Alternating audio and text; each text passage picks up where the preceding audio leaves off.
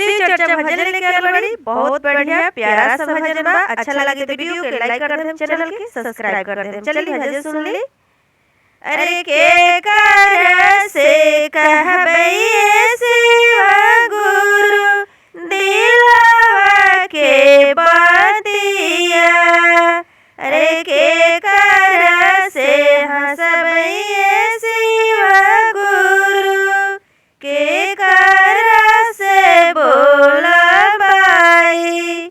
सासू जी से हंसी है शिशिया, ननदी से बोलिया।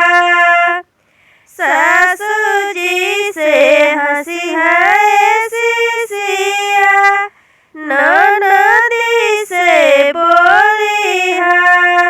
स्वामी जी से कही है शिशिया, दिलवा के बतिया। स्वामी जी से कही है शिशिया, दिलवा के बतिया। स्वामी जी से कही है शिशिया, दिलवा के बतिया। सासू जी ना हंसथिन शिव गुरु, ननदी ना बोलथिन। सासू जी ना हंसथिन शिव गुरु, ननदी ना बोलथिन।